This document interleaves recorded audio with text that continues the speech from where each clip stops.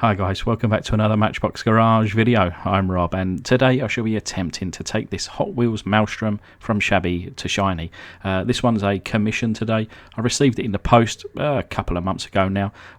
Charles from the US of A sent it across over with some resin engines, lovely little replacements there, so thanks again Charles for those. But with it, yeah, this Maelstrom, it's an odd car. Something that I, to be honest, wouldn't normally kind of tackle. It's a modern casting. I tend to kind of stick with the older stuff.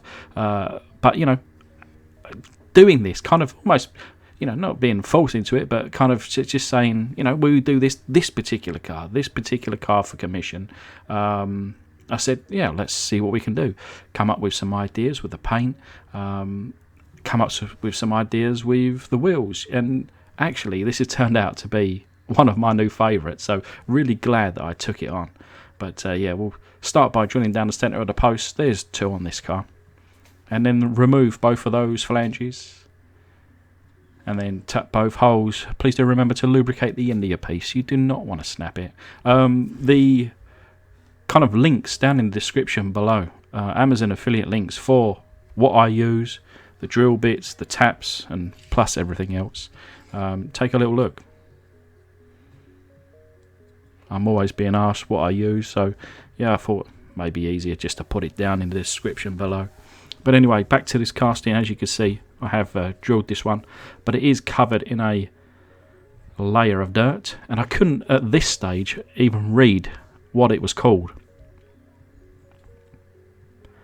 But obviously with the paint removal and repaint, yeah, it's much more visible now.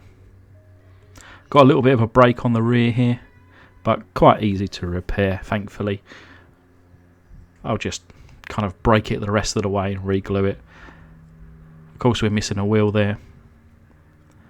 And then this lovely red paint job. Actually, you know, was putting up quite well to the use and abuse that it had already had up until this point. But I didn't really consider that because this was the most difficult paint removal that I have ever done.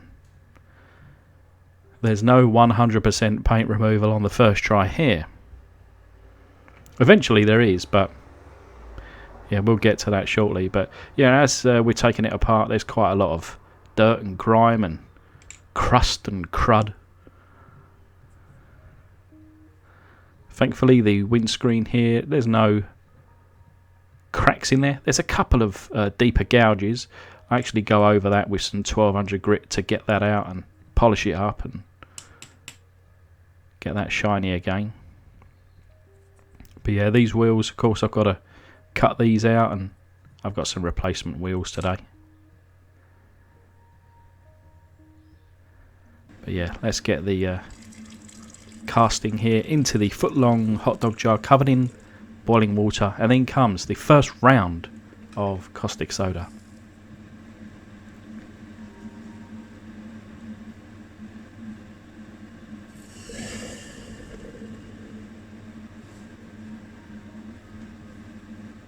So as you can see, it's starting to do its little job.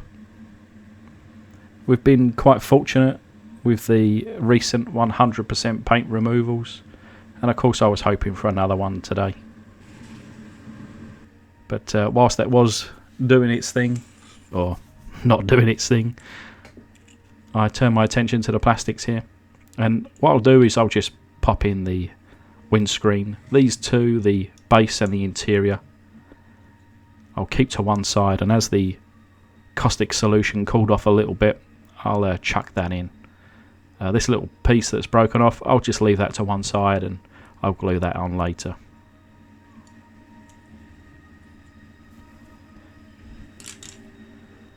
But yeah, after polishing up this windscreen, it still wasn't, I guess, shiny enough for me. So into the Pledge Revive It floor polish solution. I haven't used this for some time, haven't needed to, but certainly needed to today.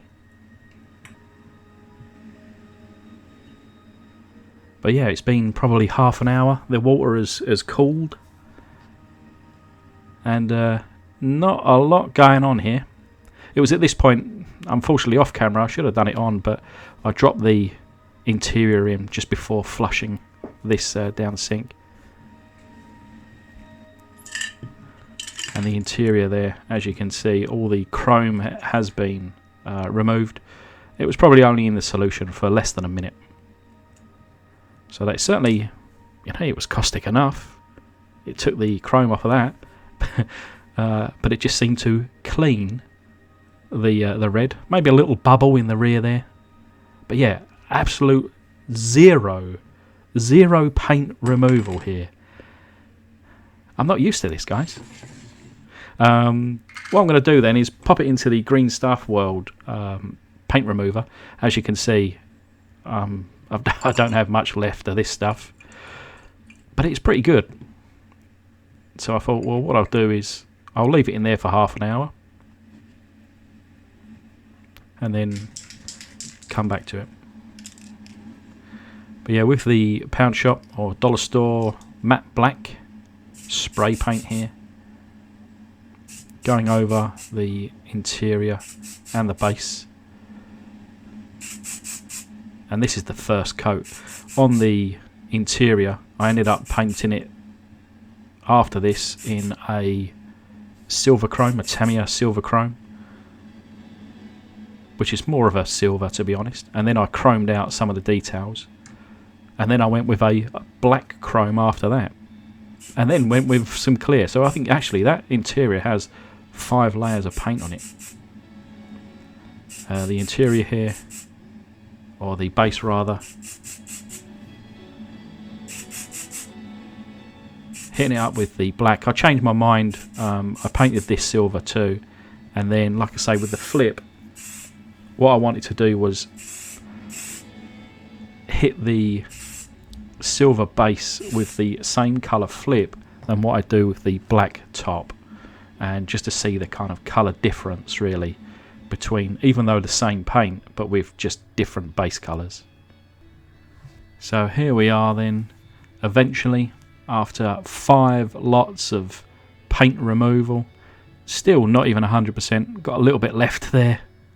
But yeah, it went through 3 rounds of caustic soda solution, and it went through 2 rounds of the Green Stuff World paint removal. And not only, well, I left it overnight, so it was probably in that solution for around 12 hours. And yeah, eventually, after the 5th go of paint removal, we find ourselves here, and probably, I don't know, maybe 20 hours in the paint removal process.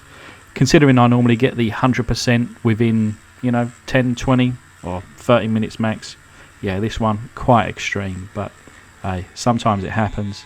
And that little last remaining paint there just coming off, and I'll polish up the rest of this casting now. But here it is, looking nice and shiny, looking really good actually in the silver. But we're going to be going with the colour flip today, and we start it off with a black base. I always find the black base certainly adds to the a better effect of the flip. The lighter bases is certainly less subtle. What I haven't really done yet is maybe do a colour flip on perhaps a navy or a maroon or something like that. I'll have to perhaps consider that for next time.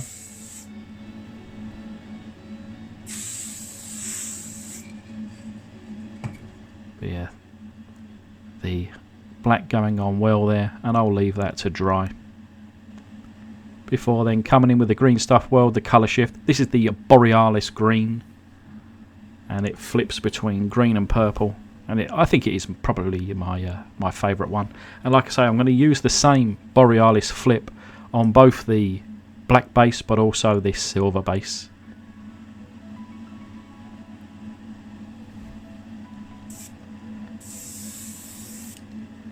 I think it'll be quite a nice contrast on the final result. I find that I have to use this stuff pretty quick. It dries in my airbrush pretty fast. So I'll flash it over with a couple of coats each. Doesn't need a lot. I'm told actually that, sometimes less is more with this stuff. But yeah, you'll see that I'm hitting it up with the first coat here, and it's very light. There's no thinner required, and you can probably already see quite the transformation. And once that's hit up with a second coat and then some clear, it really does look good. I must admit though that in person is where it really needs to be appreciated. But yeah, this interior, as I mentioned, it's got the black base, then silver, and then some chrome detailing, and then some black chrome over that, and then clear. Yeah, that was quite the interior build up there. Nice, narrow, clean windscreen. And you've got this, it's a very subtle colour flip, probably only visible in person. Got those wheels there, I think perfect for this car. And I think you can see some colour flip there between the green and the purple. But anyway, this is a reminder of what she looked like. And this is the result. So we're all back together now. And I think a nice little contrast between that base and the colours there, but also with that engine. Like I say, I went with chrome to start with, but I wondered whether it would be a little bit too bright. So I covered it over with the black chrome, and I really like it. Stick around to the end of the video where I take it out to the garden. It's an overcast day, so it's not particularly sunny, but I hope you can see some of the colour flip a little bit more than in my little kind of camera box here. But Charles, I do hope you like this one, mate. I know it's been a bit of a wait, and I'm really trying to fighting through my commission list. I've actually only got one more left now, so that'll be nice to get it finalised soon. But anyway, let me take this opportunity now to thank my amazing patrons. Thanks a lot, guys. I hope everybody's keeping safe, and I shall see you all soon. Cheers.